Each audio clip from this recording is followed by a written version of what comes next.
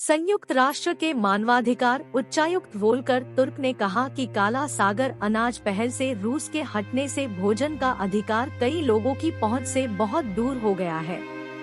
सोमवार को स्विट्जरलैंड के जिनेवा में मानवाधिकार परिषद सत्र के उद्घाटन पर बोलते हुए तुर्क ने कहा कि वैश्विक भूख का स्तर 2005 की तरह वापस आ गया है। 2030 तक लगभग 600 मिलियन लोगों के कालानुक्रमिक रूप से अल्पपोषित होने का अनुमान है।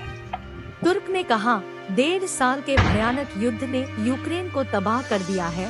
इसके लोगों पर दिल दहला देने वाली मार पड़ी है और कृषि भूमि के विशाल क्षेत्रों को नुकसान पहुंचा है।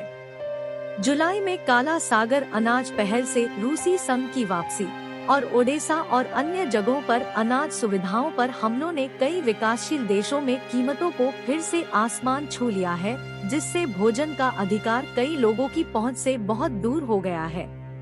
तुर्क ने कहा कि ग्रह के पास सभी के लिए पर्याप्त भोजन प्रदान करने के लिए पर्याप्त वित्तीय संसाधन, प्रौद्योगिकी और भूमि है। इसके बावजूद उन्होंने आगे कहा, जलवायु परिवर्तन, महामारी के परिणाम और यूक्रेन पर रूस का युद्ध वैश्विक भूख और खाद्य असुरक्षा के निरंतर अस्तित्व के पीछे के कुछ कारण हैं। तुर्क ने कहा, दुनिया 2030 तक भूख कम करने के हमारे वादे को धोखा दे रही है। मानवाधिकार अपने सभी पहलुओं में हमें एकजुट करने की क्षमता रखता है। ऐसे समय में जब हमें मानवता के सामने आने वाली अस्तित्व संबंधी चुनौतियों का सामना करने के लिए तत्काल एक साथ आने की जरूरत है। उन्होंने कहा, हम सभी को अपनी भूमिका निभाने की जरूरत है। कुछ संदर्भ, यूक्रेन, जिसे अक्सर यूरोप की रोटी की टोकरी कहा जाता है, अनाज का एक प्रमुख निर्यातक है, जिसका अधिकांश भाग अफ्रीका के विकासशील देशों को भेजा जाता है।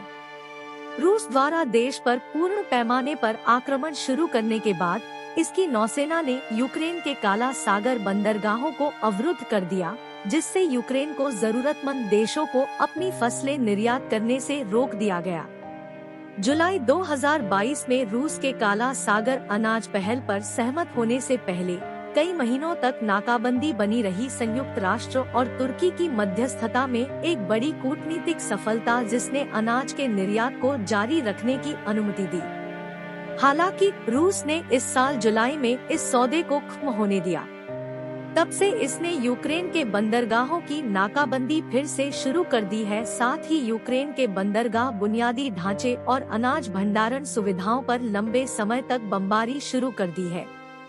यूक्रेन की रक्षा खुफिया DI ने सोमवार को कहा कि यूक्रेनी बलों ने क्रीमिया के उत्तर पश्चिमी तट पर तेल और गैस ड्रिलिंग प्लेटफार्मों पर नियंत्रण हासिल कर लिया है। बॉयको टावर्स के नाम से जाने जाने वाले इन प्लेटफार्मों पर 2014 में मॉस्को द्वारा क्रीमिया प्रायद्वीप पर कब्जा करने के तुरंत बाद से रूस द्वारा नियंत्रित किया गया है। यूक्रेन के DI ने कहा कि टावरों का इस्तेमाल रूसियों द्वारा हेलीकॉप्टर लैंडिंग साइटों और रडार उपकरणों की तैनाती के लिए किया गया था। DI ने कहा, बॉयको के टावरों पर नियंत्रण स्थापित करने के लिए रक्षा खुफिया इकाइयों द्वारा एक अनोखा ऑपरेशन चलाया गया। ऑपरेशन के दौरान विशेष बल मूल्यवान ट्राफियां हासिल करने में कामयाब रहे। UAM प्रकार, बिना निर्देशित विमान मिसाइलों के हेलीकॉप्टर हथियारों का भंडार, साथ ही नेवा रडार, जो काला सागर में जहाजों की आवाजाही को ट्रैक कर सकता है, DI कहा। ऑपरेशन के एक चरण के दौरान नावों पर यूक्रेनी विशेष बलों और एक रूसी Su-30 लड़ाकू जेट के बीच लड़ाई हुई। लड़ाई के परिणामस्वरूप रूसी विमान को झटका लगा और उसे पीछे हटने के लिए मजबूर होना पड़ा। पिछले महीने टावर्स पर नियंत्रण के लिए हुई झड़पों को ध्यान में रखते हुए यूके रक्षा मंत्रालय ने कहा कि वे बल की तैनाती के लिए उन्नत अड्डों, हेलीकॉप्टर पैड और लंबी दूरी की मिसाइल प्रणालियों की नियुक्ति के लिए साइटों के रूप में काम कर सकते हैं। सरकारी टीवी रूस 24 के अनुसार क्रेमलिन के प्रवक्ता दिमित्री पेस्कोव ने सोमवार को कहा कि रूसी राष्ट्रपति व्लादिमीर पुतिन पूर्वी आर्थिक मंच की बैठक में भाग लेने के लिए सुदूर पूर्वी रूसी शहर व्लादिवोस्तोक पहुंचे हैं। रूस के सुदूर पूर्व में विदेशी निवेश को प्रोत्साहित करने के प्रयास में रूस ने 2015 से व्लादिवोस्तोक में वार्षिक पूर्वी आर्थिक मंच आयोजित किया है।